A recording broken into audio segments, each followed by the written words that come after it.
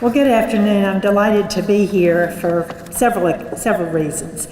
But I want to introduce our guest speaker, and he needs no introduction, but I have a few comments I'd like to make. After 6 years in the United States Senate, Senator Mark Warner is uniquely qualified to discuss the federal budget and federal spending, as we all know.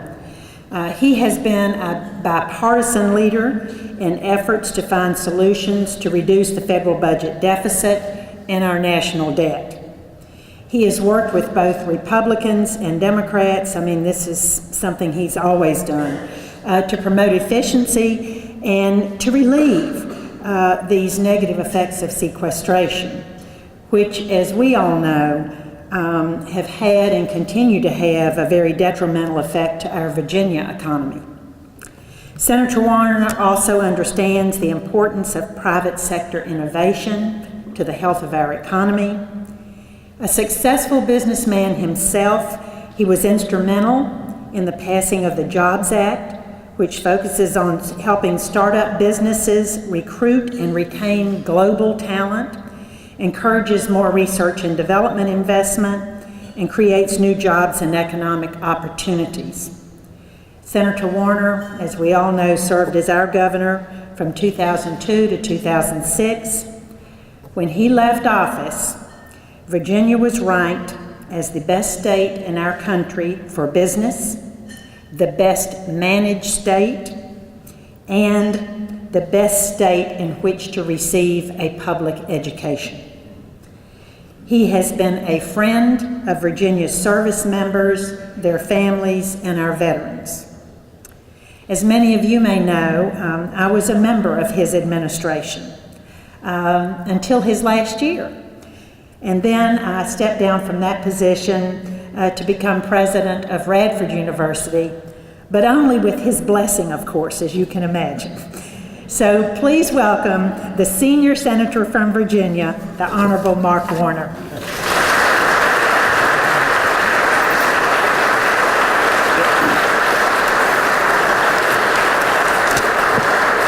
Thank you, Penny. Thank you for that introduction. Thank you for your friendship. Thank you for the great things you've done at Radford over the last decade. It is, and the lottery, a lot of that money that came into Virginia education. Morgan, glad for you to finally get here. We've been holding lunch. Also, I loved all the introduction. I hate the fact that I'm now the senior senator. I'm not that old. It is great to be back with all of you. Sometimes people may wonder, okay, we do this lunch every year, how come Warner gets to talk a little bit longer? It's not just because I talk too much and I'm a senator, but we do get the room each year, so I get a little extra, I get 5 extra minutes on that basis. I'm going to try to cover more topics than just my normal harangue about the budget. I want to go down your list, though, Barry, and say offshore energy, to at least find responsible ways and look what we've got off the coast of Virginia. I support it. TPA, TPP, making sure that we go ahead and take advantage of 85% of the new customers for Virginia businesses abroad, making sure we have rules of the road. I support it. Making sure that if we're going to extend trade, and this is one of the wackiest things about up here, those who say, I'm all for trade, but I don't want to support American businesses' ability to finance that trade in a world where every other industrial nation has a trade promotion or export support facility. I think we're going to overcome the kind of ideology and extend Export-Import Bank. I support it. Immigration reform, Senate bill wasn't perfect, Lord knows that. You get 68 votes for anything up here that had workforce, had H-1B, H-2B, had a rational process in terms of our broken system. I support it. Transportation, God knows, I've got the scars back from being governor on supporting funding for transportation. The transportation bill that the House and Senate has passed conceptually makes sense. I did not support it in the Senate because the pay-fors are this is the worst pig in a poke you've ever seen when it comes back. The fact that it's there and it does extend the program. I hope we move it from 6 years to 5 years so we actually have a ramp up. I think we can do better in terms of tying user fees and actually paying for our system rather than, only in Washington would you pay for a transportation bill by partially selling our strategic petroleum reserves and then saying when oil's at $45 a barrel roughly, we're going to assume we're going to sell it at north of $80 a barrel? Sam, I don't know what kind of accounting that gets through, but end of the day, when it comes back, having a bill versus not having a bill does make sense. Regulatory reform, Rob Whitman and I have worked very hard on, and Rob should have mentioned this, on trying to rationalize all of the Chesapeake Bay programs, some local, state, and federal, making sure we do a better bang for our dollar. A great initiative that could actually be a model for other areas in the federal government. And Sam came up and asked me, we are in real time engaged on trying to look at our financial sector and recognize, well, net, I would argue, compared to where we were in 2008, 2009, the framework of enhanced regulation, particularly for our largest institutions, makes a lot of sense on the financial side. But candidly, we overshot the mark, particularly on community banks and even on some of the regionals, and we are real time in the process of trying to work through that. And I'm going to come back on workforce issues. We live in a dangerous world. I was in New York over the weekend, and to see the reaction in the city there, Washington Square, in terms of the tragedy that took place in Paris. It is an extraordinarily challenging time for our country and the world, and God willing, out of this tragedy, if we don't see now an ability for civilized nations across the ideological spectrum, if they're not willing to step up now in light of the Russian plane bombing, in light of the attack in Beirut that didn't get much attention, in light of what's happened in Paris, then this is an extraordinary opportunity for us to try to rise up in a united form against this terrorist threat. I do hope that all of us will take a breath. I sit on the Intel committee, and we have enormous challenges. It is remarkable. These are just facts. None of the terrorists have been proven at all to have been refugees. The notion here in our process here in this country, it takes, and of course, we ought to review that refugee screening process. I'm all for that. Our most important responsibility is to keep our nation safe. And people are very, very uncertain at this moment. Of course, we need to review that process.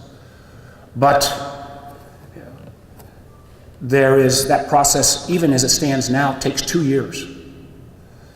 The real challenge we're going to have to ask ourselves, and let me raise three that I think are going to have enormous effect on Virginia business, and frankly, is where I hope some of this debate is going to move, is not perhaps the kind of politicization on a refugee issue which needs to be reviewed, but is, for example, the visa waiver program. We have enormous trade, and I think net, enormous benefits of free flow of people between us and Europe. That affects us on a business standpoint. We're a gateway state. We have enormous tourism opportunities. Yet, this is in the public domain, there are 10 million folks with German passports last year that went to Turkey. Germany has a huge German-Turkish population. We have very little idea how many of those individuals went from Turkey and may have gone on to Syria. We've seen some of the numbers, I don't think they're all publicly released yet, in terms of people with French passports that may have traveled to the war field and been radicalized.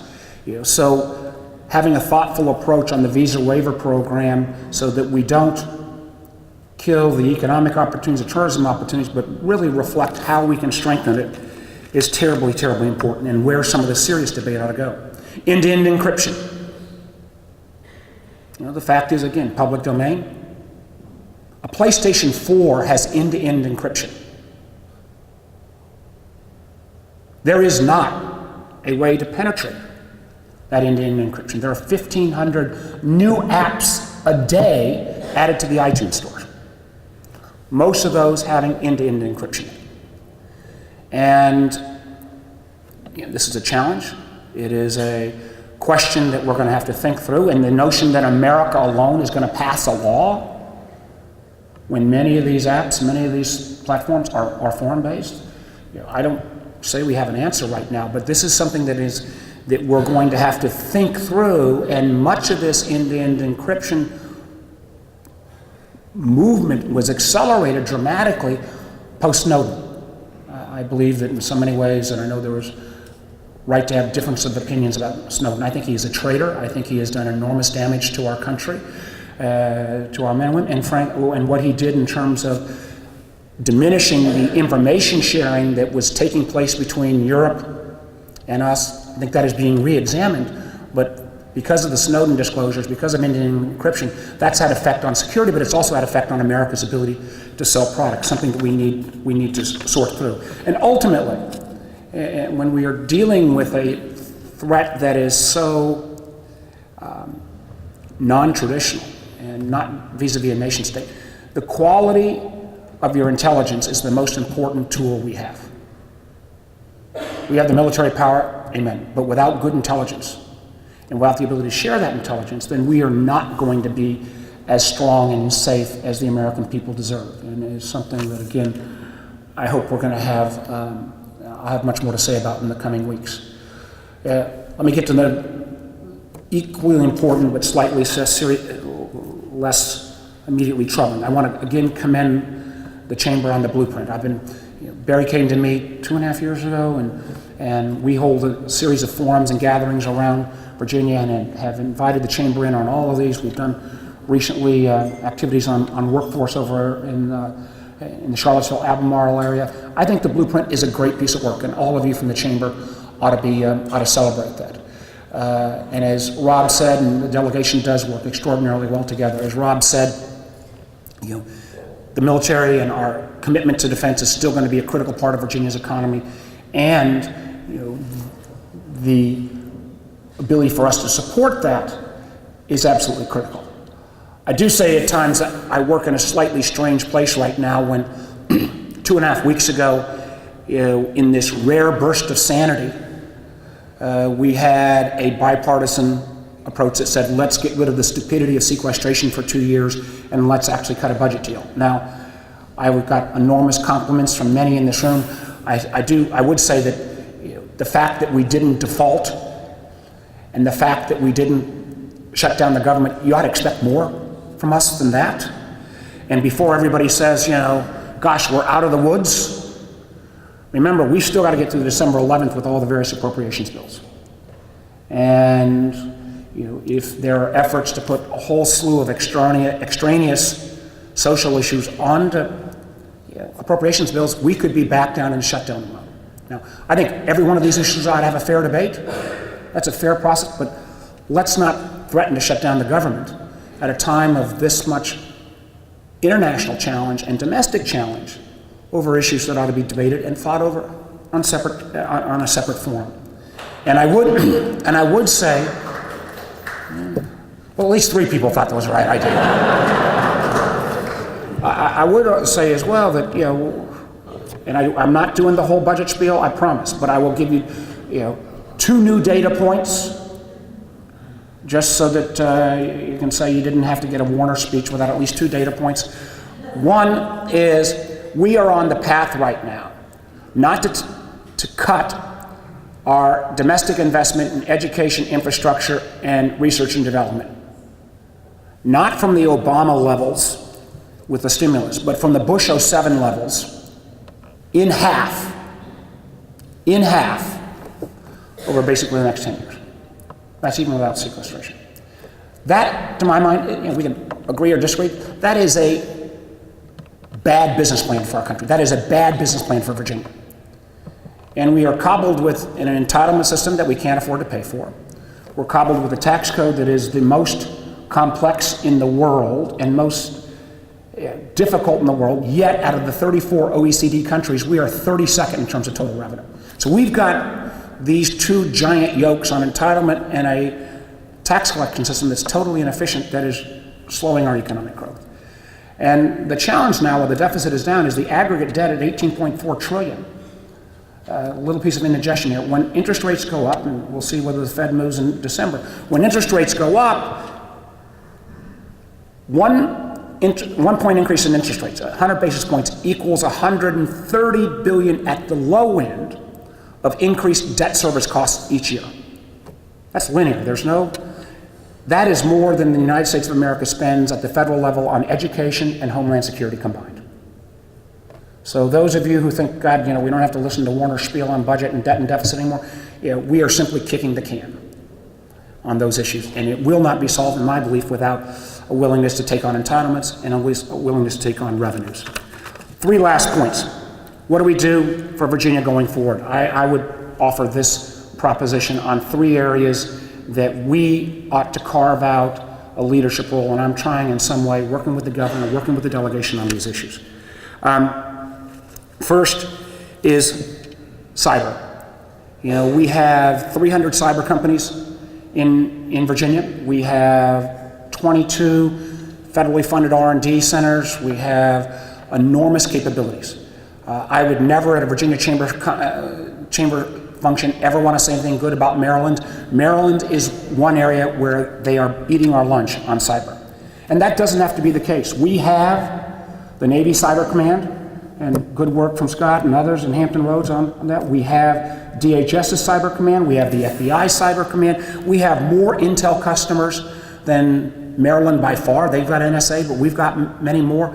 We have to have a concerted business plan about how we build and expand on our cyber opportunities in Virginia. The 3 areas that I think ought to be a focus: 1, we ought to make sure that we have all of our universities, not just George Mason and Tech, have a single funnel of talent. And we've had a meeting with a number of the cyber companies where this is in process, where you've got a single point where students coming up in cyber have a chance to get internships and then jobs in our cyber sector. Second, and this is also in process, and I'd welcome anyone who's not participating to participate, we've got a major session coming where we're bringing particularly all our Intel customers and our cyber companies together to have better collaboration. Third, we've got to do a better job of funding our startups. One of the things that I get great concerns, I've got a great affection for Ash Carter at the DOD, and he is probably the one secretary that most members of Congress, regardless of party, hold in high esteem. Not all of the innovation is going on in Silicon Valley. But we in Virginia on the cyber front need to have a united front on presenting those cyber opportunities to DOD and to our Intel and other governmental customers. And part of that, beyond bringing them together, is also trying to make sure that we've got a seed fund to fund those cyber ventures. Second, and I know my time is running out, big data. It is a cousin of cyber, and it is related. But when you look at Loudoun County, and that is in effect the cyber center, or the big data center and data warehouse center for Virginia and for the country, that's a great asset. If you look at the big data facilities, we have Culpeper and outside, some of them down in Roberts District and Southside, where are outside the security perimeter. We need a plan around big data. Final, and this is the one that I believe candidly is actually the biggest opportunity, and I'll make a bold enough statement to say it will be as big, if not bigger, than what allowed me to eke out a living, wireless technology. I think unmanned systems is going to be as disruptive as cell phones are. And that means unmanned aerial, that means driverless cars, and I rode in one the other day. Scared the hell out of me, but it is coming a lot sooner, and at least sensor-connected cars already. Unmanned maritime. Just again, quick factoid, there's going to be 1 million drones sold this Christmas. 1 million drones, all of them built in China. That's crazy. So from the research capabilities, we have the largest vehicle driving research capability at Virginia Tech and VIR and some of the activities we're going to have here on the hot lanes in Northern Virginia. We need a plan, and working with the governor, we're trying to lay that out. Final 2 points, and I know my time's up, is 1, we are also working on a collaboration, and we're trying with the chamber on this, on how we cobble together our entrepreneurial ecosystems around the state. Frankly, there's a lot more happening actually outside of Northern Virginia than in Northern Virginia. Northern Virginia may be a little further along, but these are these shared working spaces. These are some of the early stage funding. What we need to do is have a collaboration, a common point, that if you are that startup in Danville and you're at the Ideas Factory, whatever the Yes, I've been to downtown. How do you make sure that you can collaborate with somebody in Charlottesville, somebody in Roanoke, and somebody in Arlington? And I'd love to come back to the chamber with a more drilled down plan on that. Last point, and some of you have participated in these, as we think about workforce, one of the things that I also think that we're going to really need to kind of lean into, and this falls not on the Democrat, Republican continuum or liberal, conservative, but there's a dramatic revolution going on in the whole nature of work. As more and more work is disaggregated, as more and more work is broken down into particular component parts, we've seen a whole sector of our economy rise up below most policymakers' noses. It's called the gig economy, or the sharing economy, the on-demand economy. This is your Uber driver, your Airbnb host, your Handy, your TaskRabbit. I think this innovation is great in this spectrum, and I would think too much regulation on the front end could slow it down and dramatically curtail it. But we all need to think through, in this changing nature of work, what's the social contract going to look like in the 21st century? These are all great new opportunities, mostly populated by millennials. Things are going well, but things go well until they don't go well. And if there's not any unemployment, workman's comp, disability, retirement, you're creating a whole free rider system on the overall already creaky entitlement and structure that I think is not sustainable. The good news is, because of the threat of litigation, because of the threat of regulation, many of these companies are trying to say, how can we try a new model? And wouldn't it be great, and we're in active conversations right now, if we tried those new models right here in the Commonwealth of Virginia. So to Barry, to all the members of the chamber for their now 25 plus years of us working together, not always agreeing, but always having candid exchange. I want to say thank you for all of you being up here for this great lunch, and all our members of the delegation. Thank you for showing your support for Virginia business. We are open and ready to do business with you on any issue at any time going forward. Thank you all very much.